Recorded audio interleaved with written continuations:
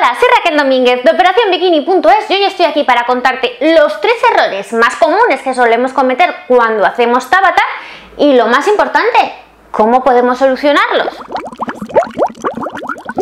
Seguro que ya has oído hablar más de una vez de lo eficaces que son los entrenamientos de tipo Tabata cuando queremos deshacernos de la grasa corporal. Así que te has decidido a probarlos. Pero si de verdad quieres que sea eficaz, es importante que no caigas en los típicos errores. Pero empecemos por el principio. ¿Qué es un entrenamiento tipo Tabata? Pues se trata de un tipo de entrenamientos a intervalos. Haces intervalos cortos pero a una intensidad alta. Después de cada uno de estos intervalos intensos se añaden pequeños descansos que no te permiten recuperarte por completo. Y luego vuelves a darlo todo en otro intervalo de alta intensidad. Normalmente, para que no desfallezcas en el intento, la duración total de una rutina Tabata es de 4 minutos y está compuesta por series de alta intensidad de 20 segundos y descansos de 10 segundos. Seguramente tú piensas, ¡buah! Si solo son 4 minutos, eso es muy fácil. Pues te aseguro que no.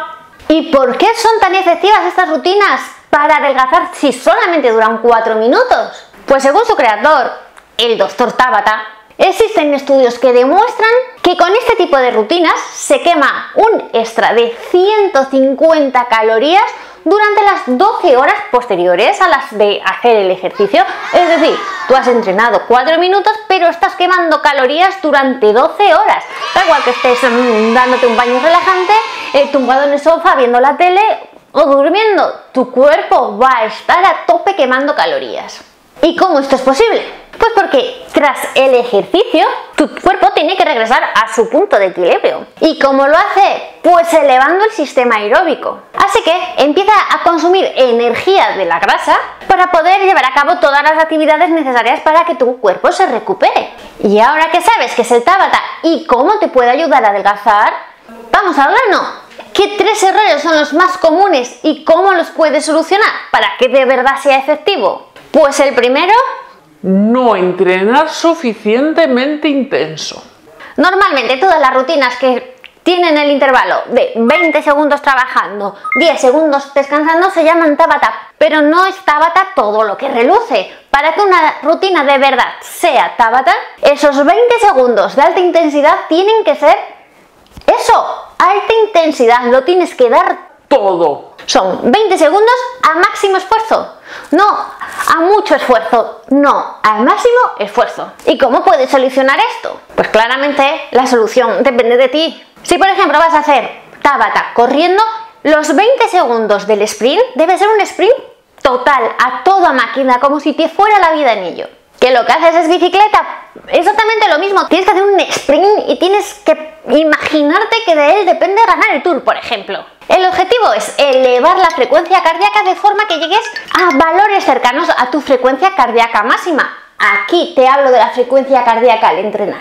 Otro error común, hacer una sesión de Tabata y esperarte a ver resultados. Las cosas no funcionan así. Es importante que sepas que el protocolo Tabata fue creado como un plan de entrenamiento de 4 semanas. 4 minutos, 4 semanas.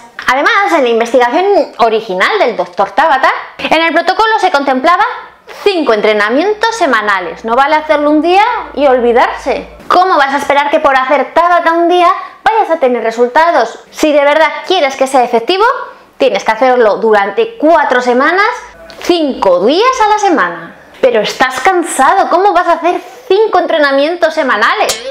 Pues muy fácil. Lo bueno que tienen estas rutinas es que puedes enfocarlas a distintos grupos musculares.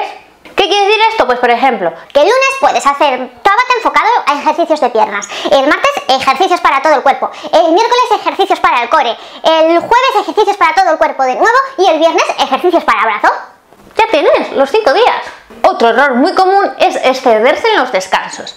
Ya te he dicho que el entrenamiento solo dura 4 minutos, te esfuerzas 20 segundos y descansas 10 segundos. Si alargas esos 10 segundos no va a ser efectivo. Estarás entrenando, sí, pero no estás haciendo Tabata. Quizá durante el primer minuto no te cueste descansar solamente 10 segundos, pero a medida que pasa el tiempo el cansancio se va acumulando. Y la tentación de descansar más de 10 segundos es grande, pero no lo hagas. Quizá estés pensando, ¿qué más da descansar 10 segundos o 15 si sigue siendo muy poco tiempo de descanso?